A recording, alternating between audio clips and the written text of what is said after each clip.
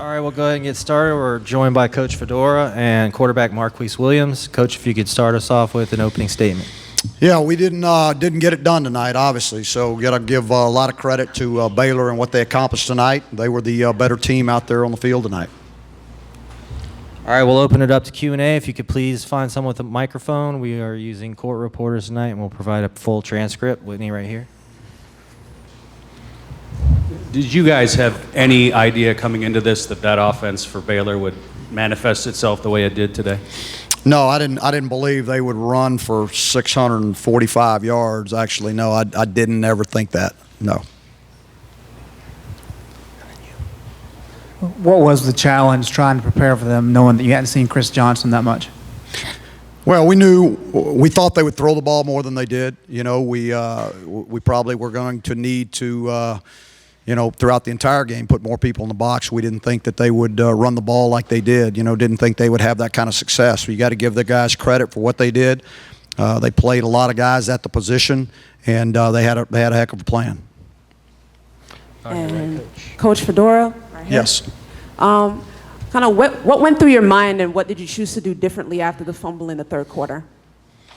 Well, I mean, it was nothing that we did differently. We knew we were down at that point, and we were going to have to. We were going in to score, and they turned around and took it on the next play and took it back, 80 yards. So it was a 14-point swing on one play, basically. We didn't take care of the football going into the end zone. I mean, it's just we drove the ball right down the field, did what we thought we could do, and as we go to put it in the end zone, we turn it over, and it just, turned the ball over, and it turned into a 14-point swing. What was the main challenge of stopping them in the running game, and why were they so effective repeatedly when it looked like they were kind of doing the same? Yeah, a lot of things. I mean, a lot of, guys not being where they needed to be in their gaps. We had missed tackles in the open field that we had to make, and we didn't make, and we just, they blocked us, and we didn't get off blocks. So it's just simple as that. Coach, knowing they were missing their quarterbacks, what was your expectation of their offensive game plan? What was the expectation of our offensive game plan or their game? Yeah, we thought they would. We thought they would do basically what they had been doing. We thought they would throw it around a little bit more. We knew that the quarterback 13 would run it a little bit more with the quarterback runs, and that's what we were expecting. And they all they did was come out and just run it down our throat. They may have had the same game plan, but when they realized they could just continue to run the football, there was no need to throw it. Thank you. Larry, with Keith calling the plays, and you said you'd be more involved, how did that process go, and were there any hiccups at all?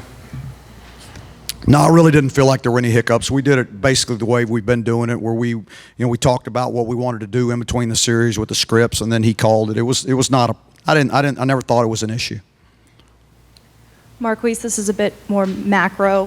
When you evaluate the season that this team has had, in what ways is this bowl game an appropriate or an inappropriate finish to the season? It was appropriate. I mean, it was something I always dreamed of. We got to a bowl game. It's tough because we lost as seniors, but it's been a fun ride. It's been a fun ride for us seniors and the whole team. We established something. We're building something, and I'm excited to see what the guys bring next year to the table, because they're going to they're going to be greedy for more. They're going to see the way we lost the last two and how we was hurting, and they're just going to be ready to go next year for those guys. Marquise, when you see their offense running up and down the field and putting up, basically scoring every time they've got the ball, how much more pressure does that put on your offense to match that?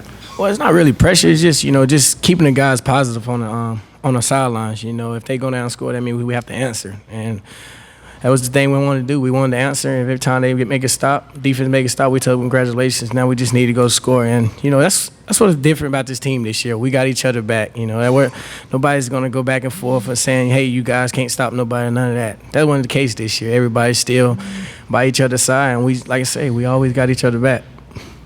Coach. Yes. How much of it was scheme? How much of it was just the simple fact that you guys were just dominated the line of scrimmage? How much of it was scheme and how much of it was that we were dominated at the line of scrimmage? Let's say 50-50. How about that? Is that good?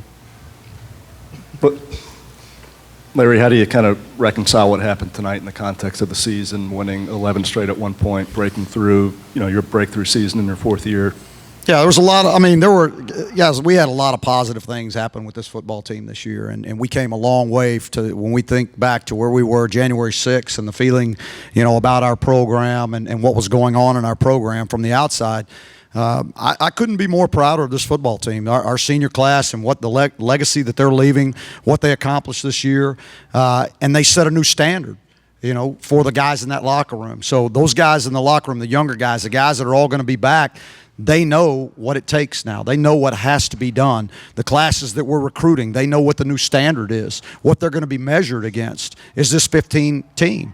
And so we know we've got to do, as a coaching staff, what we'll do is we'll come back in, we'll evaluate just like we do every year. We'll see what we have to tweak, what we have to adjust, and hopefully we're going to be a better football team next year than we were this year.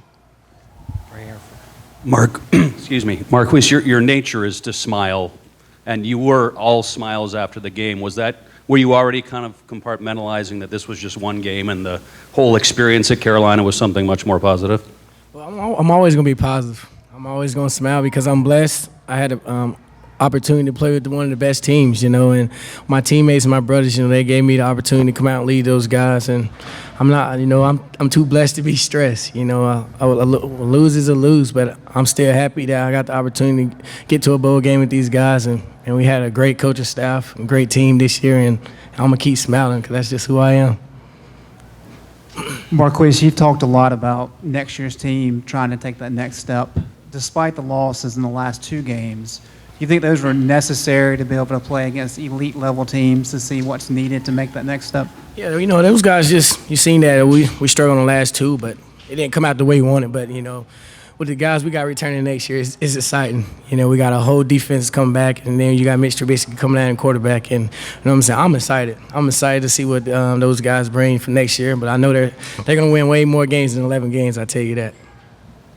Coach, in the last two games, statistical differences with Clemson and then tonight, yet there you guys were at the end of the ACC title game. And then tonight, if you take away one play, you're kind of in position to still win a game like that.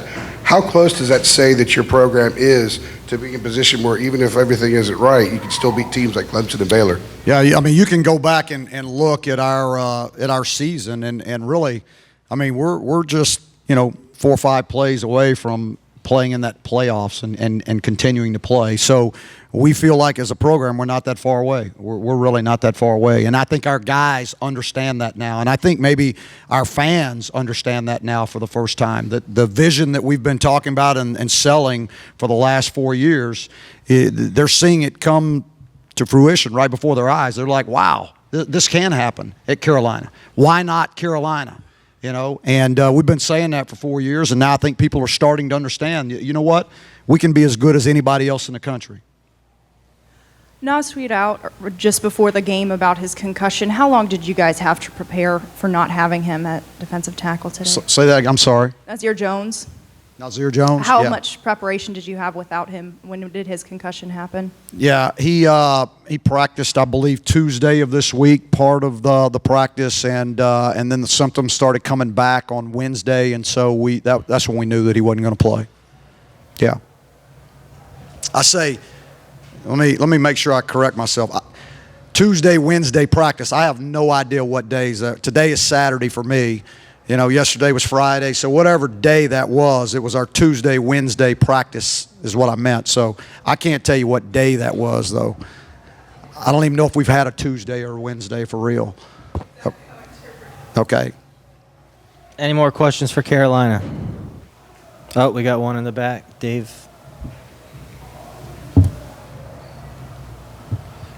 Sorry. Back there. In back middle.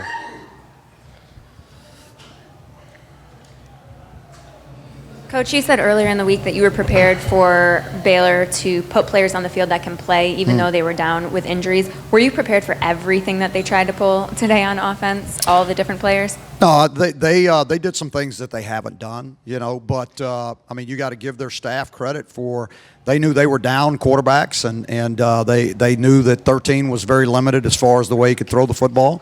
and so they put a plan together of of wildcat and every form of quarterback style of running game that you could possibly run, and they did a great job with it. I mean, but they've done that all year. I mean, they're down to their third and fourth quarterback and still had a chance to win all their games. I mean, so they've done a great job of that all season. I don't know if people can give that staff enough credit for what they did. I mean, there aren't many teams in the country that end up playing their third and fourth quarterbacks and still win 10 games. All right, thank you, Coach and Marquise.